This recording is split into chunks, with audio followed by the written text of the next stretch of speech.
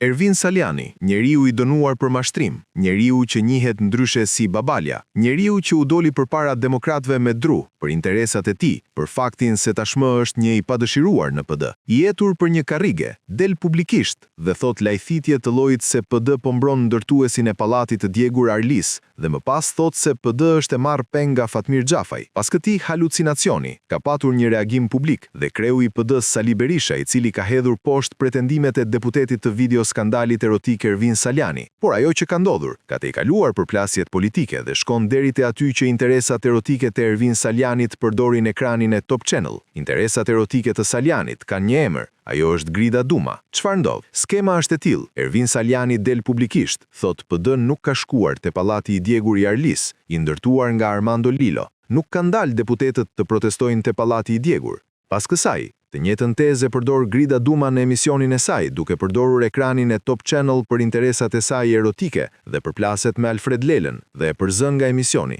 Saliani rifutet sërish në aksion dhe akuzon se PD është marrë peng nga Fatmir Xhafaj. Nga ana tjetër, reagon kreu i PD-s Sali Berisha duke hedhur poshtë çdo pretendim dhe duke dënuar aktin e bërë nga Grida Duma. Në një emision televiziv mbrëm në mënyrën më të papërgjegjshme për të damkosur opozitën, për të mbuluar krimin e shëmtuar të djegjes pallatit, deklaroi se asnjë deputet i opozitës nuk ishte aty. Paturpsia mediatike nuk mund të ketë kufi tjetër përveç kësaj. Kur unë para jush denoncova Edi Rama dhe Erion Velin si autorët kryesor të zjarrit, dhe Armand Lilon, të cilën e mbrojti Edi Rama, Edi Rama, sepse doli tha do ta ndërtoj ndërtuesi, po megjithëse ndërtimi nuk është përgjegjësia e ndërtimit, ajo që ndodhi. Në një kohë kur Armand Lila ja ka mbathur, unë i thash, po qoftë i pafajshëm, pse ja mbathja ai? Në të gjithë këtë kontekst organizohet si artilleri mashtrimi, top tuneli për të sulmuar opozitën, që nuk çau kokën, që ka lidhje me Fatmir Xhafën, se tani në luftën Balluku Xhafa duhet të ndërhyjë opozita.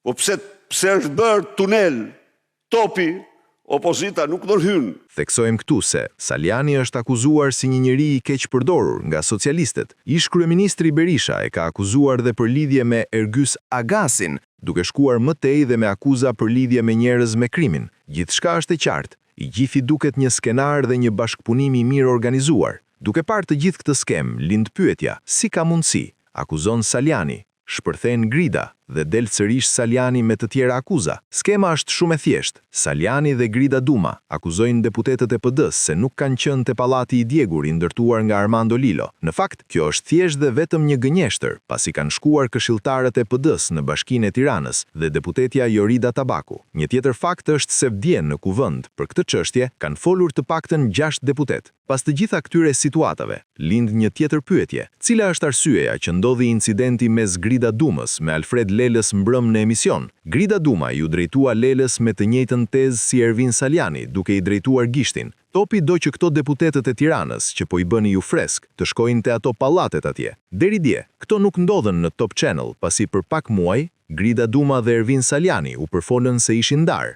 Tani duket se çifti i video skandalit erotik janë rikthyer dhe kanë nisur sërish intrigat dhe skenaret e tyre politike. Saliani bën postim, Grida bën share në Top Channel. Duke pasur parasysh këtë sken, lind pyetja, mos po përdoret ekrani i Top Channel nga Grida Duma për interesat e Salianit, apo e keq përdor Grida Duma ekranin kombëtar për interesin e të dashurit të saj, ish deputetin e PD-s, Ervin Salianin. Historia e GD është e vjetër, daton në 2017, kur e ka denoncuar CNA video skandalin erotik, pervers dhe banal, të ish deputetit të Partisë Demokratike, Ervin Saliani, i cili bisedonte me një gjuhë tejet perverse, erotike dhe banale, me GD.